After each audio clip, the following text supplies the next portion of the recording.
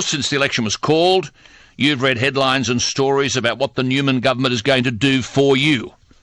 And the promises yesterday at the launch came thick and fast. Mr. Newman knows about buying support. That's exactly what happens when big interests want the government on side. They just stump up the money. Just ask New Hope Coal. I'll talk about them in a moment. But let me just make a couple of observations here about things that you won't have been told. Why would Campbell Newman in 2012 win 78 seats in an 89-seat parliament and say he's calling an election because he wants certainty? Why did a party with a two-party preferred vote of 63% at the last election sink to 50% when the opposition is only 7% in the Labor Party? An impossible job for them to monitor the appalling behaviour of the Newman government. And make no bones about it, this is as bad as anything we've ever seen in government in Australia anywhere. This is a bloke, Newman, who made a magistrate Chief Justice and walked all over the legal profession. Bully boy stuff. This is the bloke who won't investigate why a dozen people died in the Grantham floods. This is the bloke who knows the previous government approved $40 billion in coal seam gas projects to two companies. Oh yes, in opposition he said he was going to do something about it. Because there was no environmental impact statement or water impact statement, he's done nothing. He's now first best friends with the mining giants who are plundering this state and not improving our bottom line. Our debt is worse than it was when Newman came into government. But our agricultural land is being squandered. And he's done nothing, as I said, about the debt that he said he would address. Why was the election called? Was Mr. Newman going to lose the leadership?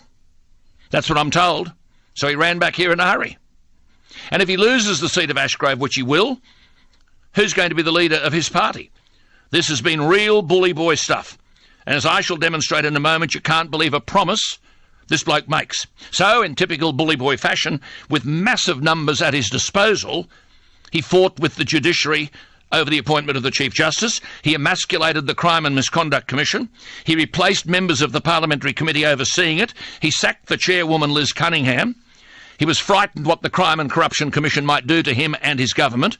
Why would two eminent doctors, long-time members of the coalition, Dr Alex Douglas and Dr Chris Davis, walk away from Campbell Newman and his government and their behaviour?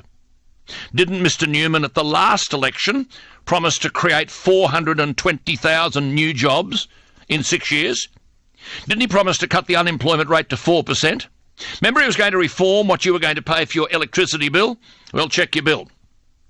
There have been peak rate increases of 23% and off-peak increases of 48%.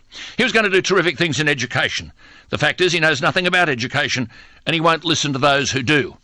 So, oversized classes have more than doubled in the early years of education. Now he's going to sell public assets. Why? To create the jobs he said he'd create at the last election. To retire the debt he said he'd pay down at the last election. And he hasn't. I'm afraid I couldn't back Campbell Newman to run a chook raffle. You can't believe a word this bloke says. Prior to the last election, Mr Newman sat in my house in Sydney. I didn't invite him. He was virtually told by senior Liberals to attend because as a kid I went to school in Ackland, west of Oakey and Toowoomba.